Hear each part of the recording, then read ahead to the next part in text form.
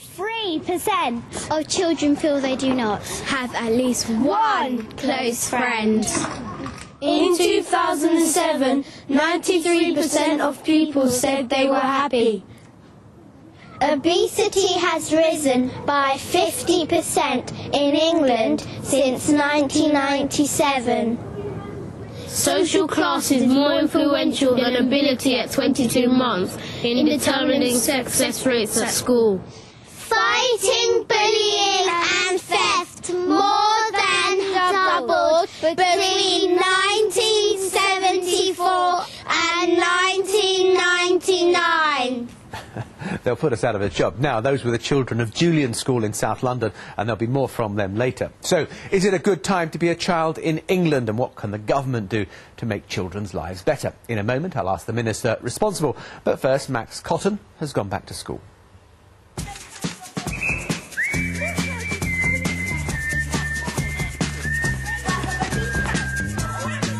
What's it like to be a child in England in 2007? Are they happy? Do they have enough time to play? You might be surprised to learn that child's play is about to become part of future government policy. I've come to Julian's primary school at Streatham in South London. Over the next couple of weeks, the government is expected to publish their children's plan. This is New Labour's grand vision of childhood. The most important thing about it is that the children themselves have been involved in the consultation process, and we're going to do exactly the same thing. This is the politics show's cab cam. It's being set up here by David. David, I want you to say hello to the mummies and daddies at home. Hello. Well done. On this programme, children between the ages of 6 and 16 are going to use this fab piece of kit as a diary room to tell us exactly what they think needs to be in the government's new children's plan. A problem ministers are seriously looking into is whether modern kids play outside enough. Plenty of these children think there's too much work and not enough play. Should we listen to them or tell them to get on with their homework? OK, who has got something that they want to say? Me! OK, who's got something relevant they want to say? Me! All right, come on, let's go. Let's go. Let's go. Hello, my name's Holly and I'm 6 and what I like about being a child is skipping. It's quite fun being a child, but it's a bit annoying sometimes because you can't always play out because of the amount of cars. I worry about my safety because in case when I'm playing in the park, somebody could come up to me and give me some drugs or threaten me. Tell me why you like this park. Well, it's my local park. If the government had a play czar, it would be Adrian Vos from Play England. He's been involved in the consultation and wants kids playing on the street again. He wants adventure playgrounds and play ranges in the park. For Adrian, play is a serious business. The modern world very much constructs children as adults in the making, so most of policy is about educating them for later in life while protecting them from the world around them. So we conceive of children as quite vulnerable, and it's intervene, intervene, intervene, teach, teach, teach. And yet children have been growing up since we climbed out of the trees in a much more natural way, and play is the way that children do this. Play is nature's training for life, and I think it's been overlooked. Socio-economic background, that's class and poverty to you and me, has a huge influence on a child's well-being. If I was poor, I'd have to be grateful for what I have, but I wouldn't have much. If you're poor, you don't have the opportunities to play at good sports how we do. And if they don't have the advantages that I do, like they don't have that much money to spend on clothes and shoes and things. Government is expected to reaffirm its commitment to abolish child poverty by 2020. Some believe progress should have been made here already.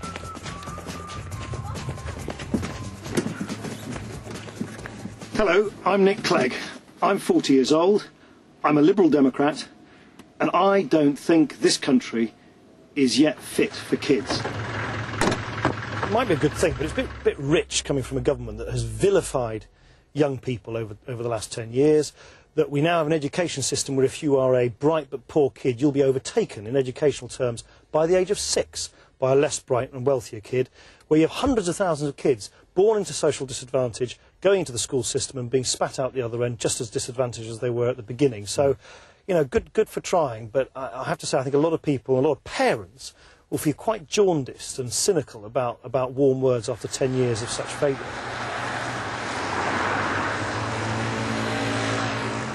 The secondary school children of England are facing different challenges. They worry about their exams, and they're often the victims and the perpetrators of crime. Some of them are engaged in risky behaviour. The number of children drinking alcohol on a weekly basis has risen dramatically, and the number of young people contracting sexually transmitted diseases has gone up by 100% in the last 10 years. My name is Alex and I'm 16. From year 2 I've had SATs exams. From year 6 I've had SATs exams. To get into a good secondary school I had exams. From year 7 to get CATS tests. From year 9 to get SATs tests. And from year 11 to have my GCSEs. When my life was put into an envelope in front of me. Hi, I'm Janet. I'm 17. I'm currently studying A-levels. Problem that concerns me is alcohol consumption. There ends up being violence and people doing things that they don't necessarily want to do. Is how people end up getting pregnant and catching PIs and that thing. I'm not particularly happy with the way that young people are portrayed in the media because I feel that we're a more diverse population of people than we're given credit for, and we're largely credited with things like drinking and drugs and lots of free sex. But not all of us are that interested in doing that all the time, at least. Bringing up children, nurturing these young people, is the responsibility of parents as far as Conservatives are concerned. They fear a wordy return to motherhood and apple pie. What we've had a lot of from this nanny state government is telling parents how to bring up their children and parachuting an awful lot of well-paid professionals to tell them how to do it, what their children should eat, what they should watch, whether they can smack them or not, when they should go to childcare. Now, the best people to bring up children in this majority is the parent.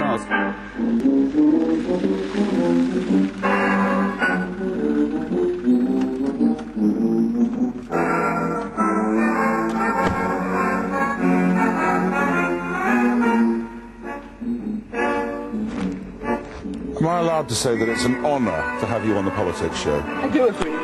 If you're children's minister, you need Esther and the NSPCC on side. Ban alco pops. Don't just tax them, ban them. What are they for? They are to introduce children who don't like the taste of alcohol. What about sexually transmitted diseases and stuff like that? Well, stop the incidence of drunkenness, and you may cut back on all the unwanted consequences, which include unprotected sex. If this government's done anything, it's forced a work ethic out there and really tried to encourage people to go out to work. Single mothers. Well, what they have done in the past is encourage two working parents, haven't they? They've said the way out of the poverty trap is for both parents to go out to work, and we'll provide childcare. And you and Esther Ranson think that's bad? Esther Ranson thinks childcare won't fill the gap. Esther Ranson thinks that the best security and love a child can get is time with their parents. That's what children need. And if we have so organised society that we've put children right on the edges and everything else right in the centre, we're going to reap the world.